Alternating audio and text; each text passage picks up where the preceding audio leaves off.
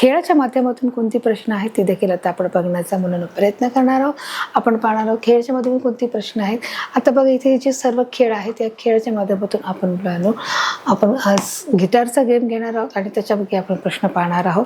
इथे तुम्हाला खेळाच्या माध्यमातून 4 ऑप्शन दिलेले आहेत. त्या 4 ऑप्शनपैकी आपला एक जो आन्सर हा करेक्ट असणार आहे त्याच्यावर आपण क्लिक करणार आहोत. चला तर आपण प्रश्नाला सुरुवात करूया. आपला पहिला प्रश्न आहे, खालीलपैकी कोणते भूकंपाचे कारण आहे? भूकंप होण्याचं जे मेन कारण त्यांनी विचारलं आहे. तुम्हाला इथे 4 पर्याय आहेत. ज्वालामुखीचा उद्रेक, चक्रीवादळ, दरड कोसळणे किंवा यापैकी नाही. आता बघा यांनी सांगितले की यापैकी नाही असं होऊ शकतं का, त्यामुळे हे उत्तर आहे कॅन्सल आहे. मग भूकंपाचे कारण होण्याचं कारण काय आहे? चक्रीवादळ पण असू शकत नाही, दरड कोसळणे पण असू शकत. तर मग कशामुळे आपण पाहिलं भूकंपाचं कारण काय आहे? ज्वालामुखीचा उद्रेक झाल्यामुळे. आणि म्हणून जे आपल्या इथं करेक्ट आन्सर असणार आहे त्या करेक्ट आन्सरवर आपण क्लिक करणार आहोत. आता आपला नेक्स्ट क्वेश्चन आहे, ज्वालाग्रही वायूच्या घटकाची ओळख करून द्या. जो ज्वालाग्रही जो वायू आहे त्याच्या घटकाची ओळख करून द्यायची आहे. मग तुम्हाला 4 पर्याय आहेत. त्याला तर आपण पर्याय वाचणार आहोत. पहिलं 2 व 3 दोन्ही म्हणजे ॲस्टेटिलीन आणि तिसरं आहे घरगुती गॅस आणि यापैकी नाही. तर हे आपलं यापैकी नाही असं होऊ शकत नाही, कारण आपल्या वायूची ती नावं दिलेली आहेत आणि म्हणून जे आपलं योग्य उत्तर आहे ॲस्टेटिलीन आणि घरगुती गॅस. यापैकी जे आपलं फर्स्ट नंबरचं आहे 2 व 3 हे बघा यापैकी आपले 2 व 3 हे दोन्ही आहेत आणि म्हणून आपण योग्य उत्तरावर क्लिक करणार आहोत. आपला नेक्स्ट क्वेश्चन आहे, खालीलपैकी कोणते डोंगर हे कमकुवत होण्याचे कारण आहे? जे डोंगर आहे ते कोणते डोंगर कमकुवत होण्याचं नेमकं कारण काय आहे? तर त्यासाठी देखील तुम्हाला मला 4 क्वेश्चन इथे ऑप्शन दिले आहेत. आपण पाहणार आहोत. पहिलं बिल्डिंग व रोड आहे. इथे व असला पाहिजे परंतु प्रिंटिंग मिस्टेक आहे. बिल्डिंग रोड असं होत नाही, इथे बिल्डिंग व रोड आहे. म्हणजे बिल्डिंगची जी काही कामं चालू आहेत, रोडाची जी खोदकामाची जे कामं चालू आहेत मग त्यामुळे त्यांनी सांगितले बिल्डिंग व रोड. पहिलं 1 व 2 दोन्ही म्हणजे 1 आणि हे 2 आहे. चक्रीवादळ आहे किंवा यापैकी नाही. तर यापैकी जे आपलं योग्य आन्सर आहे म्हणालो, खालीपैकी कोणते डोंगर कमकुवत होण्याचे कारण आहे? तर बिल्डिंग आणि रोड हे आपलं कमकुवत कारण. बिल्डिंगच्या कामासाठी किंवा रस्त्याच्या खोदकामासाठी देखील रस्त्यावरती खोदकाम केलं जातं आणि त्याच्यामुळे देखील डोंगर कमकुवत होतात आणि त्याच्यामुळे हे आपलं इथे करेक्ट आन्सर असणार आहे.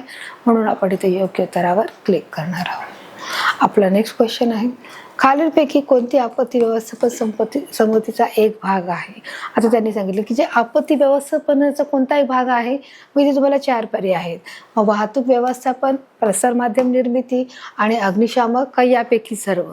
आता बघा इथे त्यांनी सांगितलं की आपत्ती व्यवस्थापन म्हणजे आपत्ती म्हणजे काय की एखादी समस्या आणि व्यवस्थापन म्हणजेच काय की आपण पाहू शकतो की मॅनेजमेंट. मग तुम्हाला आपत्ती जेव्हा तुम्ही आपत्ती होते त्या आपत्तीमध्ये त्याची एक समिती नेमली आहे. मग ती समिती कोणती आहे? वाहतूक व्यवस्थापन आहे, प्रसारमाध्यम आहे का अग्निशामक आहे? तर यापैकी सर्व. तर आपलं जे उत्तर आहे यापैकी सर्व आहे, कारण या सर्व गोष्टीची आपल्याला गरज भागत आहे. एखादी कोणतीही आपत्ती आली तर आपल्याला वाहतुकीची गरज आहे.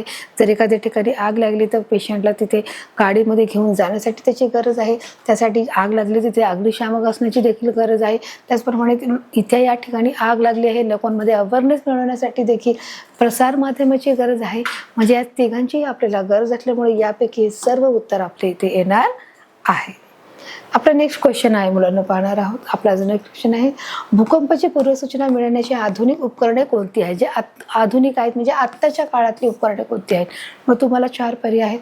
क्रिप meter, stand meter, tilt meter का यापैकी सर्व? तर आपल्या 3 उत्तरापैकी आपले जे उत्तर आहे यापैकी सर्व आहे की ही आपल्याला भूकंपाची पूर्वसूचना मिळते की इथे भूकंप होऊ शकतो. ते आपल्याला काय करते अलर्ट करण्याचा प्रयत्न करतो आणि म्हणून जे आपलं इथे योग्य उत्तर आहे या उत्तर आपण क्लिक करणार. ही 3 आधुनिक प्रकारची उपकरणे आपल्याकडे आहेत. आपला नेक्स्ट क्वेश्चन आहे, भूमिगत आण्विक चाचणीद्वारे झालेली नैसर्गिक आपत्ती ओळखायची आहे. की जी भूमिगत जी चाचण्या होतात म्हणजे जे जमिनीमध्ये आण्विक चाचण्या होतात मग त्याच्यामुळे कोणती आपत्ती निर्माण होत आहे? मग तुम्हाला 4 पर्याय आहेत. आपण वाचूया मुलांनो. मग त्याच्यामुळे सुनामी होत आहे का? मग त्याच्यामुळे मातीची झीज होत आहे का? त्याच्यामुळे भूकंप होत आहे का? त्याच्यामुळे कर्करोग होत आहे का? आता या 4 पैकी जे आपलं शेवटचा जो ऑप्शन आहे तो कर्करोग म्हणजे हा काय आहे? आजाराला दर्शवत आहे. आणि इथे जे दाखवलं आहे की नैसर्गिक आपत्ती दाखवली, मग आजाराची नैसर्गिक आपत्तीचा काहीही संबंध येत नाही, त्याच्यामुळे हे आन्सर आपलं रॉंग आहे.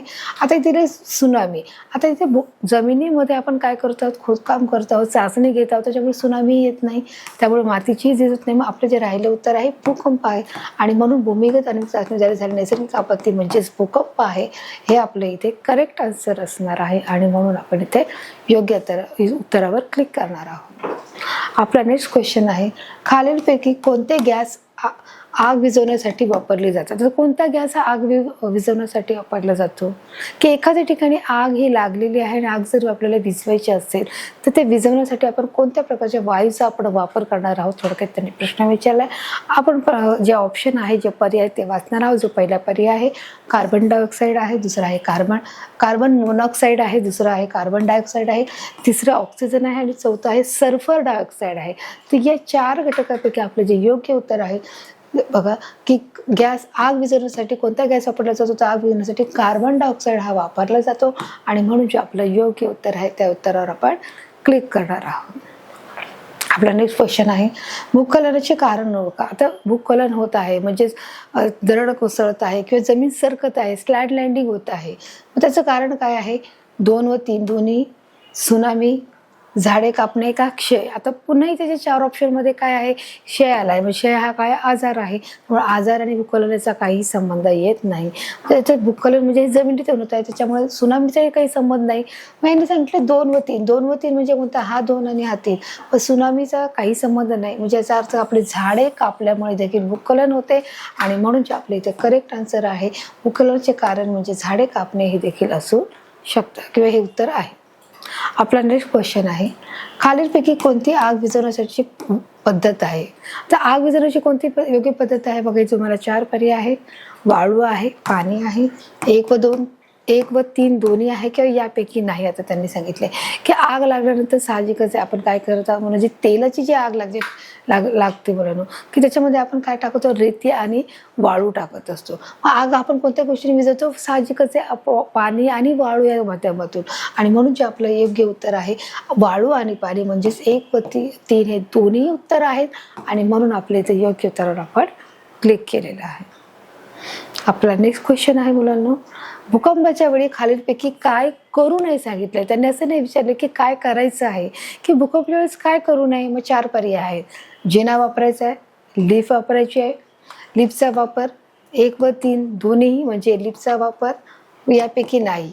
आता बघा त्यांनी म्हटलं की यापैकी कोणताच नाहीये. तर आपलं जे योग्य उत्तर आहे, यांनी सांगितलं भूकंपाच्या वेळेस काय करू नये, तर भूकंपाच्या वेळेस लिफ्टचा वापर करू नये, हे आपल्या इथे करेक्ट आन्सर असणार आहे. आणि म्हणून आपण इथे योग्य उत्तरावर क्लिक करणार आहोत. आता पुन्हा आपण पाहणार आहोत परीक्षेच्या माध्यमातून कोणते प्रश्न आहेत ते देखील आता आपण बघण्याचा प्रयत्न करणार आहोत. चला तर सुरुवात करूया आपल्या परीक्षेच्या प्रश्नांना. तुम्हाला इथे खेळाच्या दरम्यान जसे 4 ऑप्शन होते, त्याचप्रमाणे परीक्षेच्या दरम्यान देखील तुम्हाला इथे 4 ऑप्शन्स आहेत, 4 पर्याय आहेत. त्याच्यातून आपण एक जे आन्सर असणार आहे ते करेक्ट आन्सर असणार आहे आपण चूज करणार आहोत. चला तर सुरुवात करूया. खालीलपैकी कोणते गॅस आग विझवण्यासाठी वापरले जातात. आता कोणते गॅस आग विझवण्यासाठी वापरले जातात, जे कोणता जो वायू आहे, जर एखाद्या वेळेस आग लागली तर तो वायू कोणता वायू वापरला जातो. मग तुम्हाला 4 पर्याय आहेत. Carbon monoxide, oxygen, carbon dioxide का सल्फर डायऑक्साईड. तर या 4 पैकी जे आपलं योग्य उत्तर आहे कार्बन डायऑक्साईड याचा वापर केला जातो. कशाला, आग विझवण्यासाठी कार्बन डायऑक्साईड याचा वापर केला जातो. आपला नेक्स्ट आहे, भूकंपाची पूर्वसूचना मिळवण्याचे आधुनिक उपकरण हे कोणते आहे. त्यांनी सांगितले की आत्ताच्या जमान्यातले किंवा आत्ताच्या काळामधले आधुनिक उपकरण कोणते आहे. तर मला 4 पर्याय आपण वाचणार आहोत. क्रिप मीटर, डेल्ट मीटर, स्ट्रेन मीटर किंवा यापैकी सर्व. तर आपलं जे उत्तर आहे यापैकी सर्व आहे, की सर्व जी उत्तर आहेत ही आधुनिक काळातली उपकरण आहेत. आणि म्हणून आपण यापैकी सर्व या उत्तरावर क्लिक केलं आहे. आपला नेक्स्ट क्वेश्चन आहे, खालीलपैकी कोणती आग विझवण्याची ही पद्धत आहे. आग विझवण्याची कोणती पद्धत आहे. तुम्हाला 4 पर्याय आहेत. वाळू आहे, 1 व 3 दोन्ही, पाणी किंवा यापैकी नाही. तर यापैकी आपलं जे योग्य उत्तर आहे बघा, वाळू आणि पाणी मी जसं सांगितलेलं हे आपलं करेक्ट आन्सर असणार आहे. की जेव्हा आग लागते तेव्हा आपण पाणी टाकतो आणि जेव्हा तेलामुळे आग लागली जाते तेव्हा त्याच्यावर वाळू आणि माती टाकली जाते, जेणेकरून आग विझवण्याच्या कामाला मदत होत असते. मग त्यावेळेस पाणी टाकलं जात नाही, कारण त्यामुळे अजून भडकवतो. आणि म्हणून त्यामुळे आपलं जे योग्य उत्तर आहे 1 व 3 हे आपलं इथे करेक्ट आन्सर असणार आहे. आपला नेक्स्ट क्वेश्चन आहे, भूस्खलनाचे कारण ओळखायचे. भूस्खलन कशामुळे होत आहे? मग 2 व 3 दोन्ही, झाडे कापणे, सुनामी का यापैकी नाही? तर यापैकी नाही आपला आन्सर असू शकत नाही. सुनामी देखील असू शकत नाही. मग आपलं जे योग्य उत्तर आहे झाडे कापणे हे आपलं इथे करेक्ट असणार आहे. की भूकंपाचे कारण कोणते आहे? झाडे कापल्यामुळे भूस्खलन होत आहे, म्हणजे लँड स्लॅडिंग होत आहे. हे आपलं करेक्ट आन्सर इथे असणार आहे. आपला नेक्स्ट क्वेश्चन आहे, खालीलपैकी कोणती आपत्ती व्यवस्थापन समितीचा एक भाग आहे? तर कोणती व्यवस्थापन समितीचा एक भाग आहे समितीचा? मग इथे तुम्हाला 4 ऑप्शन आहे, वाहतूक व्यवस्थापन, अग्निशामक, प्रसारमाध्यम समिती का यापैकी सर्व? तर या 4 पैकी जे आपलं योग्य उत्तर आहे की इथे मुलांना आपण पाहिलं आहे की बघा यापैकी सर्व आहेत. कारण एखाद्या ठिकाणी एखादी आपत्ती आली तर आपल्याला वाहतुकीची गरज आहे, त्याचप्रमाणे आपल्याला अग्निशामकाची गरज आहे आणि प्रसारमाध्यमाची गरज आहे, जेणेकरून सर्व लोकांमध्ये जनजागृती होणं गरजेचं आहे की या ठिकाणी आग लागली, या ठिकाणी भूकंप झाला, या ठिकाणी सुनामी झाली, की हे लोकांना माहिती करण्यासाठी देखील आपल्याला प्रसारमाध्यमाची गरज आहे. आणि म्हणून आपले जे करेक्ट आन्सर आहे यापैकी सर्वची सर्व माध्यम ही समिती असणं गरजेचं आहे. आपला नेक्स्ट क्वेश्चन आहे, ज्वालाग्रही वायूच्या घटकाची ओळख करून द्या. जे ज्वालाग्रही वायू आहेत मग ते कोणते आहेत? तुम्हाला 4 पर्याय आहेत, 2 व 3 दोन्ही, घरगुती गॅस, ॲस्टेलिन किंवा यापैकी नाही. तर या सर्व प्रश्नाचे आपलं जे योग्य उत्तर आहे 2 व 3 म्हणजे घरगुती गॅस आहे आणि ॲस्टेलिन आहे. आणि म्हणून जे आपलं इथे योग्य उत्तर आहे या योग्य उत्तरावर आपण क्लिक केलेलं आहे. आपला नेक्स्ट क्वेश्चन आहे मुलांनो, भूमिगत आण्विक चाचणीद्वारे झालेली नैसर्गिक आपत्ती ओळखायची आहे. की जे जमिनीमध्ये ज्या काही आण्विक चाचण्या होतात त्या चाचणीमध्ये की त्याच्यामुळे कोणती आपत्ती उद्भवू शकते? मग तुम्हाला इथे 4 पर्याय आहेत, सुनामी येऊ शकते, भूकंप येऊ शकतो, मातीची झीज होऊ शकते, का यापैकी काहीच नाही होत आहे? तर असं तर होणार नाही. हा जो आपला ऑप्शन आहे शेवटचा तो रॉंग आहे.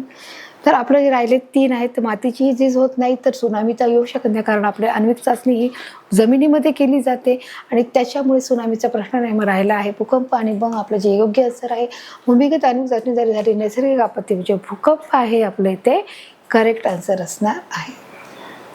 आपला नेक्स्ट क्वेश्चन आहे, खालीलपैकी कोणते भूकंपाचे कारण आहे? भूकंपाचं कारण नेमकं कशामुळे आहे? त्यांनी 4 पर्याय आहे. पहिला आहे ज्वालामुखीचा उद्रेक, दुसरा आहे दरड कोसळणे, तिसरं चक्रीवादळ, चौथा आहे यापैकी नाही. तर यापैकी आपलं जे योग्य उत्तर आहे मुलांना की नाही दरड कोसळणे, नाही चक्रीवादळ, यापैकी आपलं जे योग्य उत्तर आहे ज्वालामुखीचा उद्रेक झाल्यामुळे भूकंप हे आपलं महत्त्वाचं कारण आहे.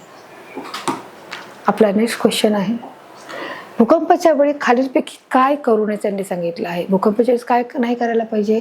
मग जिना वापरावा, 1 व 3 दोन्ही, का लिफ्टचा वापर, का यापैकी नाही? तर त्यांनी सांगितलं की भूकंपाच्या वेळी खालीलपैकी कोणती गोष्ट काय करू नये सांगितलं, म्हणजे काय नाही करायचं आहे? तर आपल्याला लिफ्टचा वापर करायचा नाही. तर त्यावेळेस आपल्याला काय करायचं आहे मुलांनो? जिन्याचा वापर करायचा आहे, की जेणेकरून मोकळ्या जागेमध्ये आपल्याला कोणत्या ठिकाणी आपण व्यवस्थितरित्या बाहेर पडू शकतो ते बघण्यासाठी आपल्याला लिफ्टचा वापर न करता जिन्याचा वापर करून आपल्याला सुरक्षित ठिकाणी पोहोचण्यासाठी आपल्याला जिन्याचा वापर करणं हे गरजेचं आहे. अशा प्रकारे आपण लिफ्टचा वापर हा आपल्या इथे ऑप्शन दिलेला आहे की लिफ्टचा वापर करायचा नाही आहे. आपला नेक्स्ट क्वेश्चन आहे, खालीलपैकी कोणते डोंगर कमकुवत होण्याचे कारण आहे? खालीलपैकी कोणते कारण आहे की जे डोंगर जो कमकुवत होत आहे मग त्याचं कारण काय आहे? मग तुम्हाला 4 पर्याय आहेत, बिल्डिंग वर रोड. मग ते बिल्डिंग रोड दिलं म्हणजे हा एक शब्द नाही, तर त्यामध्ये व हा शब्द पाहिजे मुलांना. म्हणून चक्रीवादळ आहे, 1 व 2 नाही, 1 व 2 दोन्ही, काही यापैकी नाही. तर यापैकी आपलं जे योग्य उत्तर आहे की जे डोंगर जे कमकुवत होत आहे ते बिल्डिंग आणि रोडच्या खोदकामामुळे होत आहे. आणि म्हणून जे आपल्या इथे करेक्ट असणार त्याच्यावर आपण क्लिक करणार आहोत. अशा प्रकारे मुलांना आपण सराव, खेळ, परीक्षाच्या माध्यमातून आपण प्रश्नाची उत्तरं घेतलेली आहेत. आता आपण मुलांना प्रश्नोत्तराच्या माध्यमातून कोणते प्रश्न आहेत ते पाहण्याचा प्रयत्न करणार आहोत. त्याच्यामध्ये काही लघुत्तरी प्रश्न आहे, काही दीर्घोत्तरी प्रश्न आहे. ती कोणते आहे ते बघण्याचा आपण प्रयत्न करूया मुलांना. चला तर मुलांना आपण प्रश्नोत्तराच्या माध्यमातून तर बघा आपला जो पहिला प्रश्न आहे भूकंप म्हणजे काय त्यांनी विचारले की भूकंप म्हणजे काय की भूगर्भातील होणाऱ्या हालचालीमुळे भूकंप होत असतो की भूगर्भामध्ये अंतर्गत ज्या हालचाली घडत असतात आणि भूकंपाच्या नाभीजवळ भूकंपाच्या केंद्राजवळून एक मोठा विस्फोट होतो त्याला आपण काय म्हणत आहोत? भूकंप म्हणत आहोत. बघा तिथून दिलं आहे भूकंपामध्ये अचानक कंपने होतात आणि कंपनीचा भूकंपात अचानक काही क्षण हादरे बसतात आणि ते आपल्या जमिनीला हादरे बसतात आणि त्यालाच आपण काय म्हणत आहोत? भूकंप असे म्हणत आहोत. बघा भूकंपामध्ये अचानक कंपने होतात जे आपल्या जमिनीमध्ये म्हणजे भूगर्भामध्ये अचानक हादरे बसले जातात आणि अचानक कंपनी सुरू होतात आणि त्याच्यानंतर अथवा अचानकपणे हादरे बसून काहीशी जमीन ही काही प्रमाणामध्ये व्हायब्रेट होते. ती 2 ते 3 सेकंदामध्ये जमीन ही हादरली जाते, ते कंपनी होतात, मोठा आवाज येतो, ज्या बिल्डिंग्स म्हणा, इमारती म्हणा किंवा जे घरे म्हणा त्याचा आवाज येतो बाहेर आणि त्याच्यामुळे हल्ल्यासारखं झाल्यामुळे आपण सगळे व्यक्ती बाहेर पडतो. अशा प्रकारे भूकंप म्हणजे काय हे आपल्या इथे क्लिअर झालेलं आहे. रेस्मोमीटर म्हणजे काय त्यांनी विचारलं आहे. आता बघा इथे त्याने की भूकंपाची नोंद घेणाऱ्या यंत्रास रेस्मोग्राफ अथवा रेस्मोमीटर म्हटलं आहे, की जे भूकंपाची नोंद म्हणजे किती प्रमाणामध्ये भूकंप झाला आहे, की त्याची नोंद आहे, किती त्या भूकंपाची तीव्रता किती आहे हे सांगण्यासाठी त्याला आपण काय बनवत आहोत, भूकंपाची नोंद घेणाऱ्या यंत्रणाच आपण रेस्मोग्राफ किंवा रेस्मोमीटर बोलणार आहोत. आपला नेक्स्ट क्वेश्चन आहे, आगीच्या प्रकाराची नावे सांगा. आगीच्या प्रकारची नावे जसं आपण सांगितलेली आहे, अ ब क ड इ. अ ही आहे घनपदार्थ, ब ही द्रव पदार्थ, क ही वायू पदार्थ, ड ही रासायनिक पदार्थ, ड वर्गीय आग आहे ती रासायनिक पदार्थ आणि ई वर्गीय आग आहे ती इलेक्ट्रिकल आग आहे. बघा आता आपण इथे पाहिले आगीचे 5 प्रकार आपल्याला समजलेले आहेत. आगीच्या प्रकाराची नावे सांगा. अवर्गीय आग घनपदार्थ, वर्गीय द्रव पदार्थ, क वर्गीय आग आहे ती वायू पदार्थ आहे, ड वर्गीय आग ही रासायनिक पदार्थ आहे, ई वर्गीय आग ही इलेक्ट्रिकल आग आहे.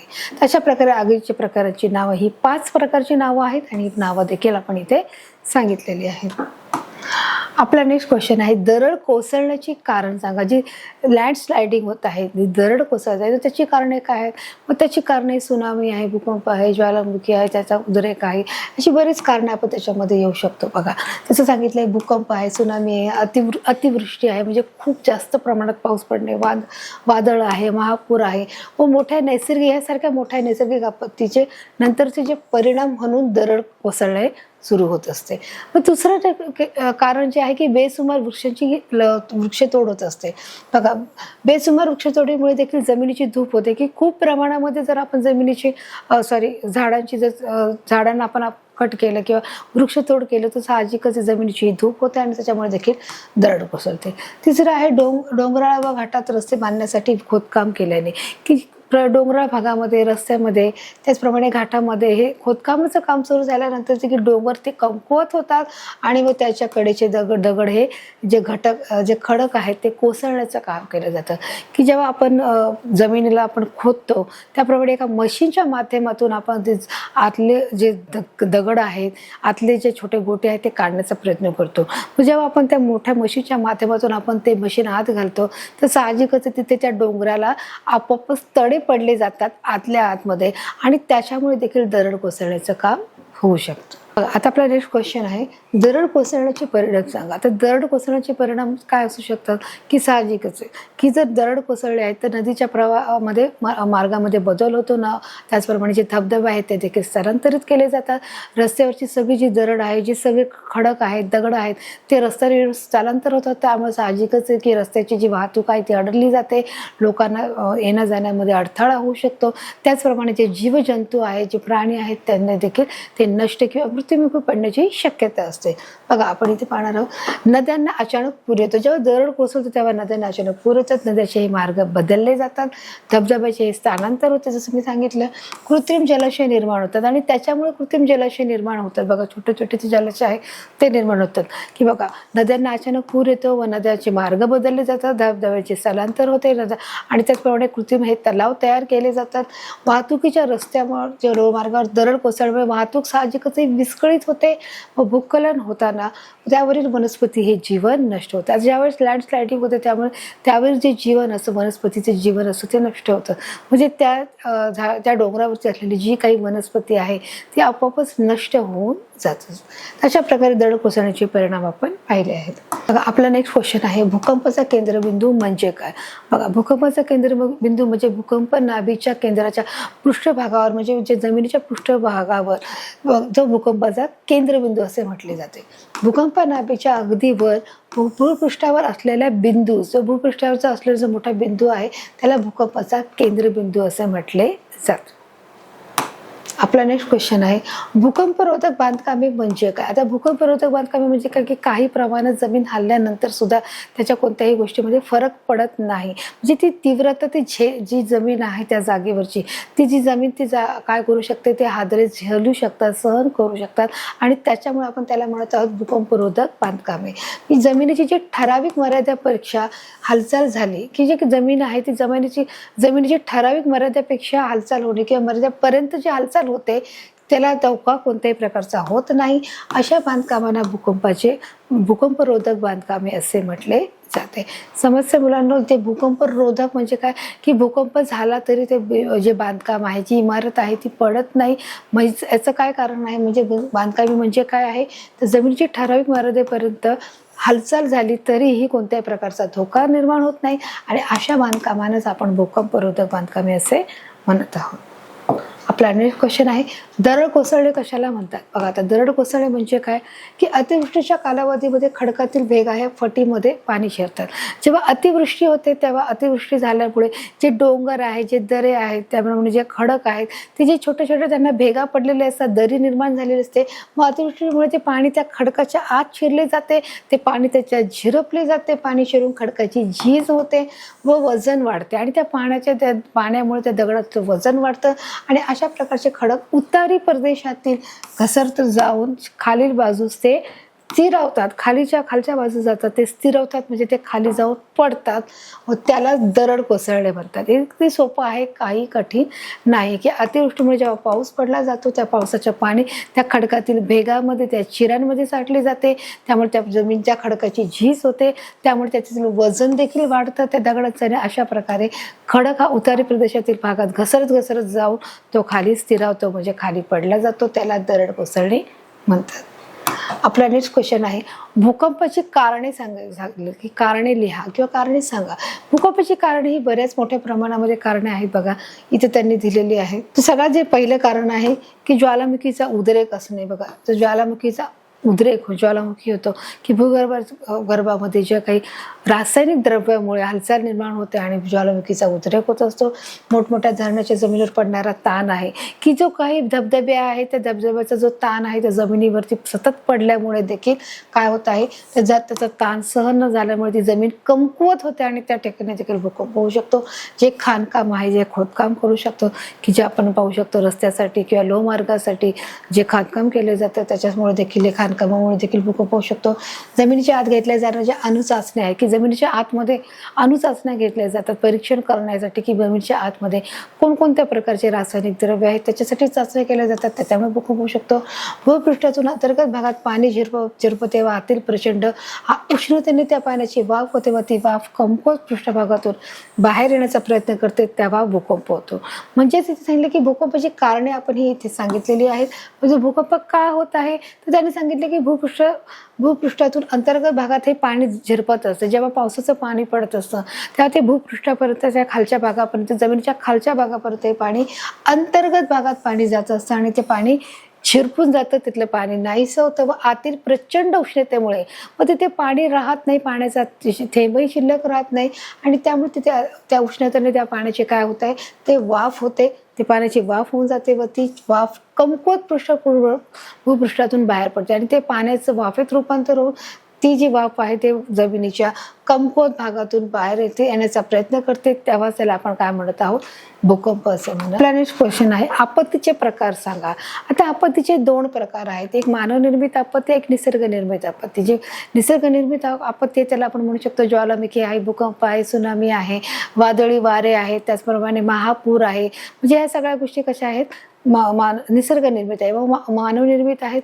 मग त्याला आपण बोलू शकतो की युद्ध आहे, त्याचप्रमाणे बॉम्बस्फोट आहे, अपघात आहेत. मग हे कशा आहेत मानवनिर्मित आहेत.